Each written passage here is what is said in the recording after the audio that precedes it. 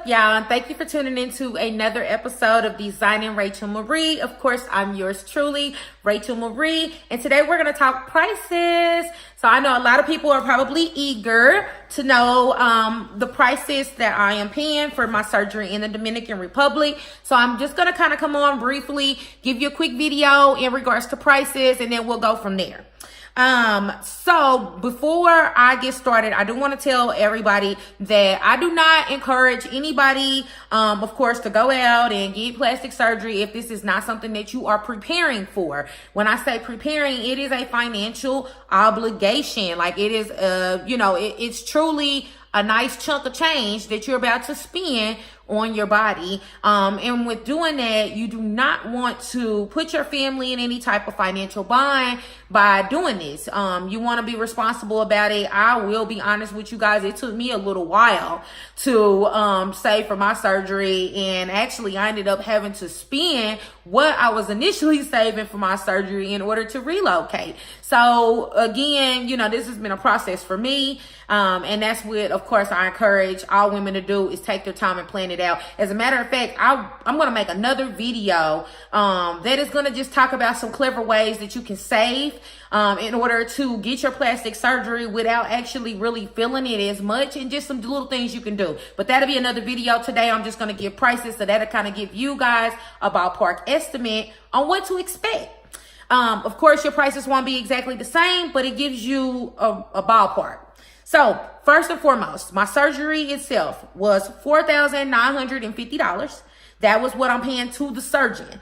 So that $4,950 required a $300 deposit that was required when I booked my date. So you have to wire that to the doctor. Once you wire that to the doctor, he will put you on the schedule, and that's when your surgery date will be.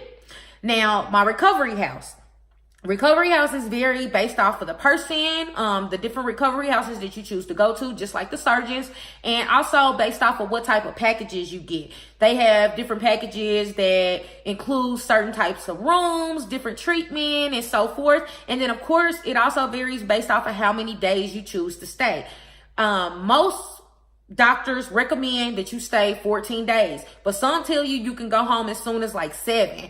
I didn't want to do that. I chose to stay the full 14 days. I wasn't going to short it, not a day, because I didn't want to go home and try to recover with my family who would not know what to do with me if something was to not look right. I just wanted to be around people that lived and breathed this stuff, and they knew exactly what to do in a crisis, and they know what they're doing. My family, they love me, and they're going to always, treat me appropriately, but they might not know what to do. So I wanted to make sure that I stayed the full 14 days.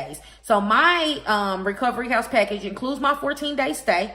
It's just a basic room. I didn't get all fancy and extravagant, because from the friend that I was told, you really don't have to do that, because most of the time you're going to want to sleep in a recliner, not even in the bed, because of your tummy tuck and all of that. So with the basic room, this also includes my meals for the entire time that I stay. They do my laundry, basically keeping everything clean. They help bathe me, clean me, do all of that. It also includes all of my transportation. So from the moment I get there to the moment I leave, this includes my transportation as well, and massages for each and every day that I'm there. That is not a requirement. That is an optional feature.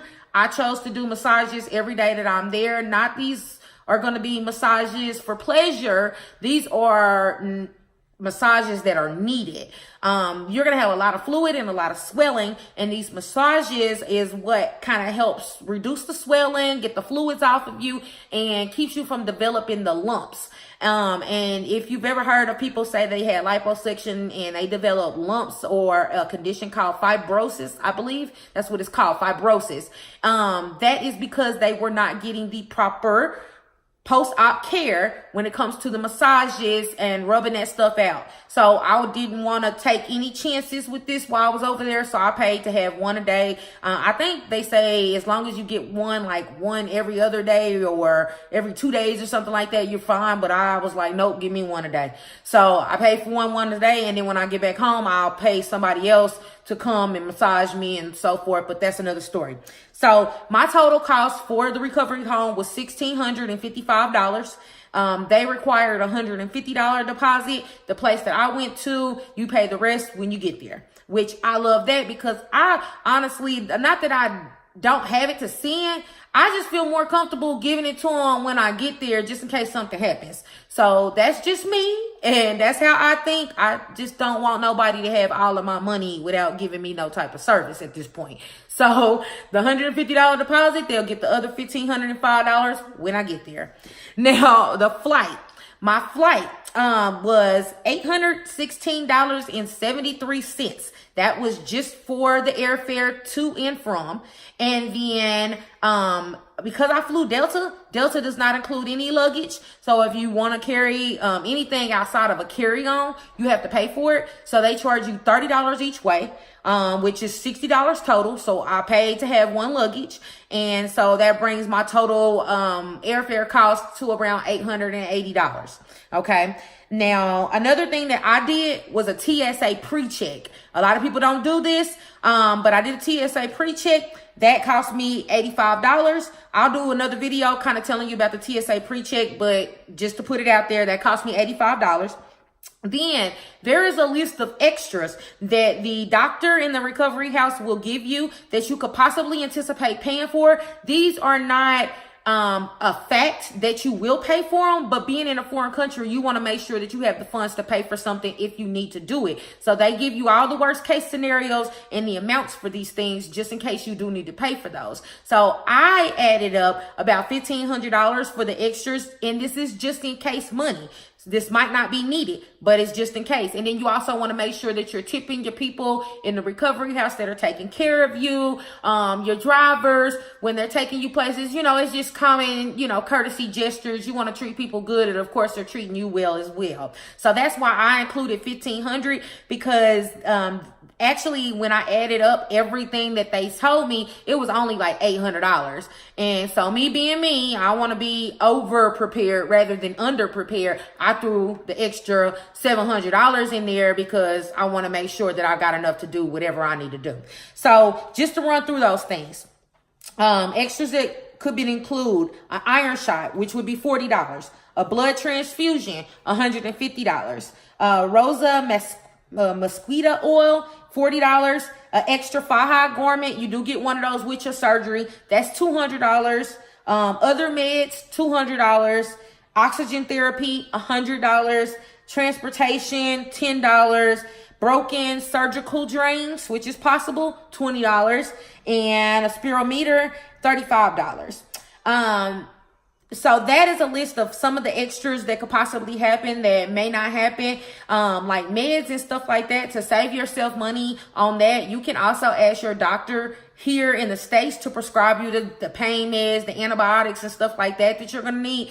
I'm going to do another video just on medicines to kind of go into that. But just to kind of give you some corners and so forth that you could possibly try to cut. But I wanted to give you everything that I have so far, so you know exactly what to anticipate in regards to the extras. And another thing that I did, because of course, when you're in the Dominican, you are using pesos, Dominican Republic pesos, instead of the US dollar. So I went and converted 300 of my US dollars into pesos, and I'll do another video to tell you how to do that and how the currency rates and all of that change, because that's complicated as well. So if you get over there and you try to do it, you could possibly lose more of your money than if you do it in advance. So that's why I decided to convert some of my money for tipping and things like that I needed to pay in pesos, that they wouldn't accept the American dollar, or I didn't want to give the American dollar.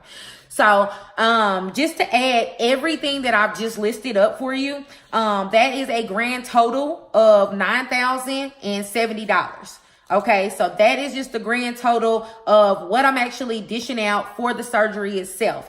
I have another list of supplies that I bought to basically help me in my recovery process. And as I'm over there, things that I'm going to need that are specific for surgery, I will do a separate video on those because I'm running short on time. I'm trying to keep that 10-minute thing. I'm starting to realize that keeping these videos under 10 minutes is harder than I thought it was going to be. Once I really started rolling out information, it was sweet and it was cool in the beginning, but now that I'm giving y'all stuff, it's taking me a little longer than I anticipated, and I'm rushing.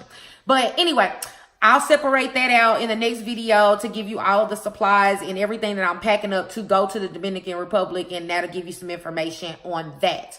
But just to recap this video, we went over the prices that I'm paying for the actual surgery. And this is just a starting point, hitching point, because there are other expenses that are included that I've accrued, but this is just for the surgery. So we have a total of $9,070. Okay. And that $9,070 does not include the price of your passport, which I'll do another video on teaching you guys how to do your passport. It's super simple, but $9,070, $49.50 of that goes to my surgeon. $1,655 of that goes to my recovery house.